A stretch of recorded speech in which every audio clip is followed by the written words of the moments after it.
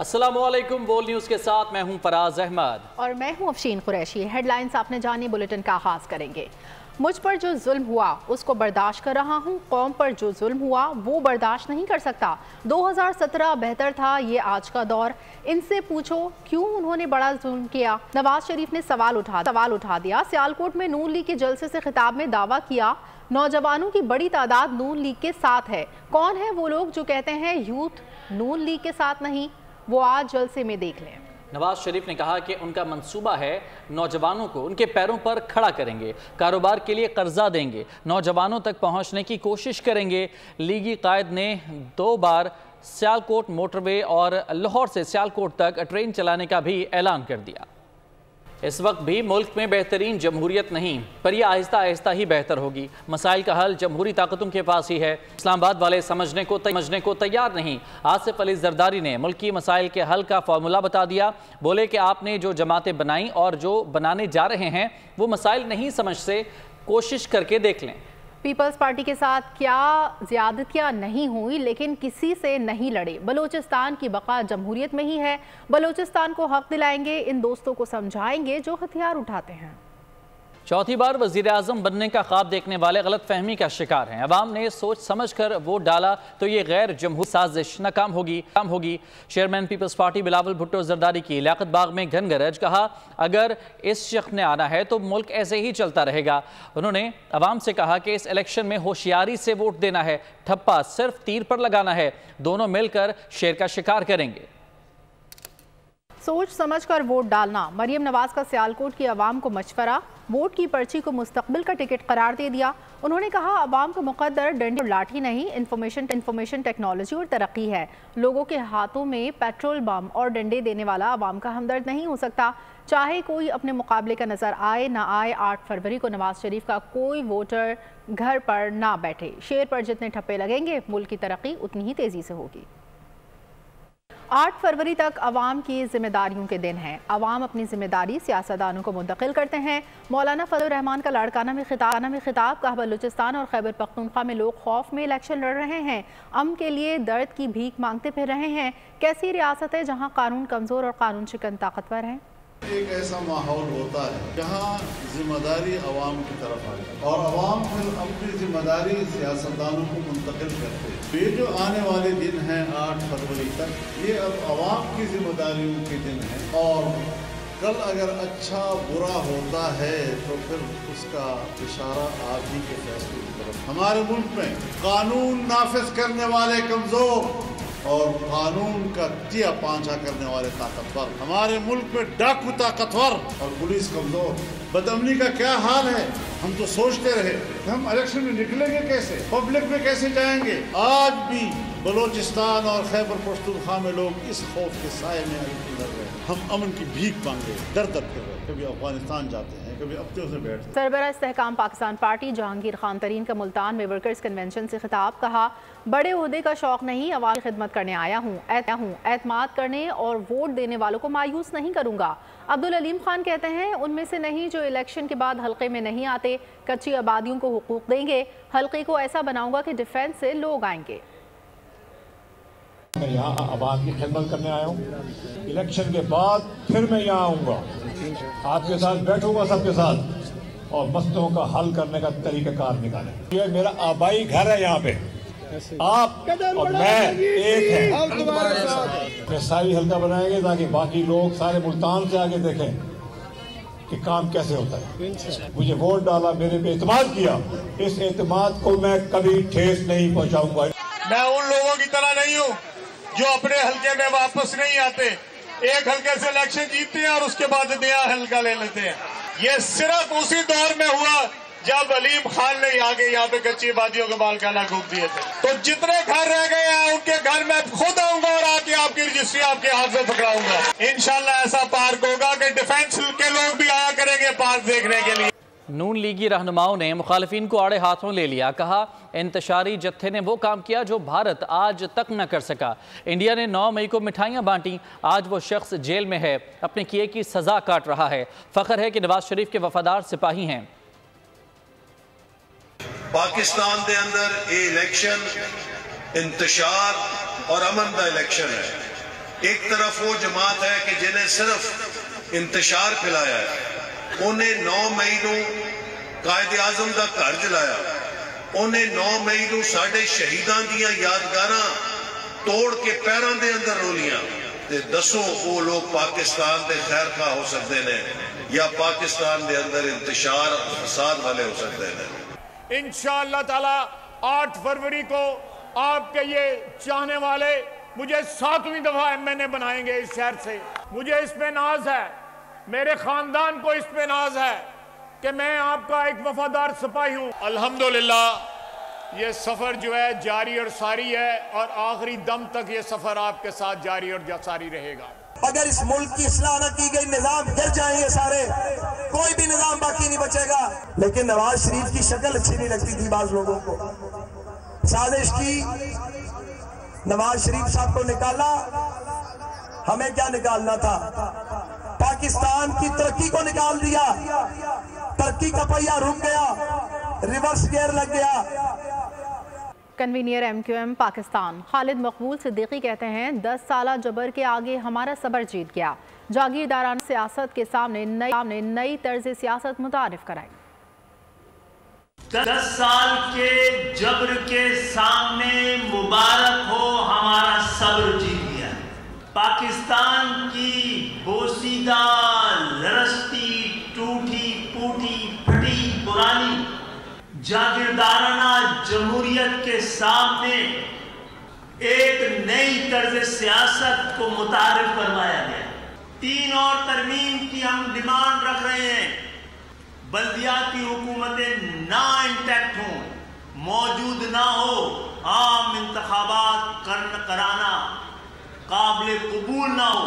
आइन लिख दे के उस वक्त तक सूबाई और कौमी हुकूमतों के लिए आम इंतखाबात नहीं होंगे जब तक पहले से बल्दियाती हुकूमतें मौजूद। भाई को वज़ीर आज़म बनाने की जद्दोजहद। आसिफा भुट्टो की भरपूर इंतखाबी मुहिम। आज लियारी में रैली निकाली, जियालों को बताया 8 फरवरी को जीत अवाम की होगी।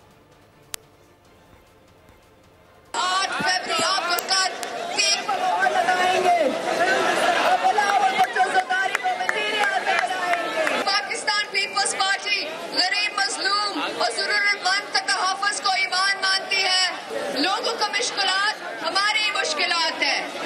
हम वादा करते हैं कि आपको 30 लाख घर बनाएंगे, हम मालिकाना हुकूक देंगे, हम कच्ची आबादी को रेगुलराइज करेंगे, हम आपको 300 यूनिट को बिजली सोलर के थ्रू देंगे। बैरिस्टर गौहर कहते हैं लेवल प्लेइंग फील्ड तो दूर की बात, हमें फील्ड ही नहीं दी गई। इंतखाबी मुहिम में हमारी बुनियादी हुकूक की खिलाफ वर्जी की जा रही है। मुखालफिन के मुकाबले में बराबर दलाइल का मौका नहीं दिया गया। प्रेस कॉन्फ्रेंस में मजीद कहा आइन के आर्टिकल 10 की खिलाफ वर्जी मुसलसल जारी है। हमें लेवल प्लेइंग फील्ड तो क्या फील्ड ही नहीं दी गई। जहां हमारे कैंडिडेट्स रैली करना चाहते हैं वहां उनकी इजाजत नहीं है। ये अवाम की बुनियादी हकूक का हिस्सा है कि वो डेमोक्रेटिक प्रोसेस में शामिल हो। वो हर जगह हर रुख पे हमें रोका गया और हमें वो रिफ्यूज किया गया। आप उनको प्रॉपर मौका नहीं देते अपने आप को डिफेंड करने का, आप उनको मौका नहीं देते क्रॉस एग्जामिनेशन का। ये आइन की आर्टिकल 10 और आइन की बुनियादी हकूक के मनाफी है। किसी अक्यूज के लिए उसकी मर्जी के खिलाफ वकील अपॉइंट करना आइन की खिलाफ वर्जी है। जो आप लोगों ने कभी हिस्ट्री में नहीं सुना होगा वो है तौहीन इलेक्शन कमीशन। ये पाकिस्तान में इलेक्शन कमीशन ने अपनी हिस्ट्री कायम करते हुए ये केस बनवाया है। वो केस भी जेल में ही चल रहा है। और खबर है कि कराची में 3 तलवार पर PTI कारकुनों और पुलिस के दरमियान झड़प हुई। PTI कारकुनों ने पुलिस पर पथराव और डंडों से हमला कर दिया। SHO समेत 7 पुलिस एहलकार जख्मी हो गए। DIG साउथ ने बताया कि रेड जोन में पुलिस पर हमला कार सरकार में मुदाखलत करने पे इकदाम कत्ल की दफात के तहत मुकदमात दर्ज किए गए हैं। कराची का इलाका तीन तलवार मैदान जंग बन गया। मुश्ताइल कारकुनान पुलिस पर टूट पड़े। पत्थरों और डंडों का आजादाना इस्तेमाल, SHO समेत 7 पुलिस एहलकार जख्मी। क्लिफ्टन में PTI कारकुनान पुलिस एहलकारों पर टूट पड़े, पत्थरों और डंडों से हमला कर दिया। पुलिस एहलकारों से सरकारी असलहा छीनने की कोशिश भी की। DIG साउथ असद रजा ने बताया, पुलिस ने मुतादिद PTI कारकुनान को हिरासत में ले लिया है। लाठियों और पथराव से 7 पुलिस एहलकार जख्मी हुए हैं। बगैर इजाजत रैली निकालने, रेड जोन में पुलिस पर हमला और कार्य सरकार में मुदाखलत करने वालों के खिलाफ इक़दाम कत्ल की दफात के तहत मुकदमा दर्ज किए जाएंगे। मुश्ताइल कारकुनान ने कांस्टेबल मोहम्मद फैजान से सरकारी फाइबर स्टिक छीनी, सर पर पत्थर मारकर जख्मी कर दिया। कांस्टेबल नासिर बशीर, राशिद आवान, दीन मोहम्मद शदीद जख्मी हो गए। PTI की रैली के दौरान तीन तलवार रोड मुकम्मल बंद रहा। ट्रैफिक की रवानी शदीद मुतासिर हुई, जिससे शहरियों को आमदोरफ्त में मुश्किलात का सामना करना पड़ा। तहरीक इंसाफ के कारकुनों ने लाहौर, पेशावर और बहावलपुर समेत मुख्तलिफ इलाकों में बगैर इजाज़त रैलियां निकालने की कोशिश की। अहम शाहराहों को बंद करने पर शरपसंद कारकुनान ने पुलिस वालों को निशाने पर रख लिया। तशद्दुद से कई पुलिस एहलकार जख्मी हो गए। उल्टा चोर कोतवाल को डांटे, बगैर इजाजत रैली, कार्य सरकार में मुदाखलत, पूछा तो पकड़कर तशद्दुद का निशाना बना डाला। तहरीक इंसाफ के कारकुनों के मुख्तलिफ शहरों में रैली के नाम पर पुलिस एहलकारों पर हमले, लाठियों और पत्थरों का इस्तेमाल। पेशावर में सड़क बंद करने से रोकने पर PTI कारकुनान शदीद गुस्से में आ गए, पुलिस पर टूट पड़े। मुतादिद एहलकार जख्मी, पुलिस की शरपसंद अनासिर के खिलाफ कार्रवाई, 17 अफराद को गिरफ्तार कर लिया। बहावलपुर और अहमदपुर शर्किया में शरपसंद कारकुनान ने रैली को पुलिस के साथ तसादुम में तब्दील कर दिया। झड़पों के दौरान शहरियों में खौफ और हिरास फैल गया। ट्रैफिक का निजाम भी मअतल रहा। निगरान वफाकी वज़ीर इत्तलात कहते हैं कि अदलिया पर हमले हों, हम चुप नहीं बैठ सकते। सोशल मीडिया पर अदलिया मुखालिफ मुहिम की तहकीकात कानून के मुताबिक होगी। FIA कानून के मुताबिक काम कर रहा है। ये नहीं हो सकता कि यकतरफा तौर पर हुकूमत के इदारों पर, आला अदलिया पर हमले हों और हम लोग जो है वो ज़बान बंद करके जो है वो बैठे हों। अभी तक जो कार्रवाई हुई है वो सिर्फ नोटिस देने के हद तक हुई है, जो कि कानून के मुताबिक है। हम आइन का भी एहतराम करते हैं और अदालतों का भी एहतराम करते हैं। अदालत और कानून अपना रास्ता खुद लेगा। जो कुछ अब तक कार्रवाई हुई है वो कानून के मुताबिक हुई है। आप अपनी जो तनकीद है उसको तहजीब के दायरे में रखें और बोहतान तराशी और तजलील जो है उससे गुरेज करें। और अब बात करेंगे इसराइल के ताज़ा हमलों की, जिसमें मज़ीद 174 फ़लस्तीनियों को शहीद कर दिया। सहूनी फोर्सेस ने अस्पतालों के अतराफ बमबारी का जोर बढ़ा दिया। अलसरा अस्पताल के सरबराह डॉक्टर बसाम को अगवा कर लिया गया।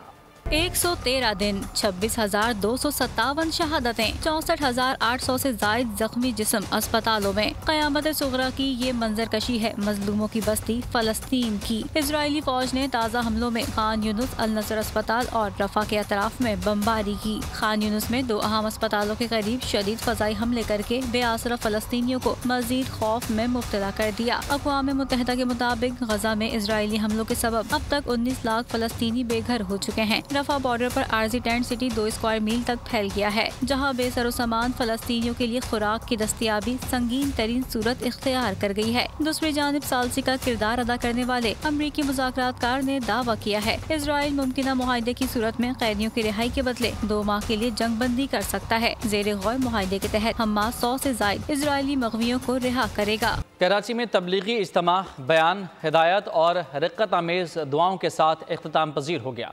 नमाज फजर के बाद डॉक्टर सलीम ने खुसूसी बयान फरमाया। इख्तितामी दुआ मौलाना अहमद ने कराई। उलमा कराम ने कहा कि तमाम मसाइल का हल इस्लाम ने बताया है। इस्लामी उसूलों पर अमल करके हम माशी मुश्किलात से निकल सकते हैं। नमाज हर हाल में कायम करें, कुरान पढ़ें, समझें और इसके मुताबिक ज़िंदगी गुजारें। आखिरत की तैयारी करें, ये आर्जी ज़िंदगी है। गुनाहों से तौबा करें, अच्छे अखलाक से लोगों से पेश आएँ, तबलीग की दावत को आम करें। रात का इज्तिमा में शुरका की आमद का सिलसिला जारी रहा। और खेलों की खबरों में आपको बताएंगे कि भारतीय टेनिस टीम 60 साल बाद डेविस कप टाई खेलने पाकिस्तान पहुंच गई। सेक्रेटरी पाकिस्तान टेनिस फेडरेशन गुल रहमान और टेनिस फेडरेशन हुकाम ने भारतीय टीम का इस्तकबाल किया। भारतीय टीम में राम कुमार, रमानाथन, नेकी के पूना आचार और दीगर खिलाड़ी शामिल हैं। क़यादत रोहित राजपॉल करेंगे। दोनों टीमों के दरमियान ग्रास कोर्ट इस्लामाबाद में मुकाबले होंगे। Bharat Davis cup tennis team आखिरी मरतबा 1964 में पाकिस्तान आई थी।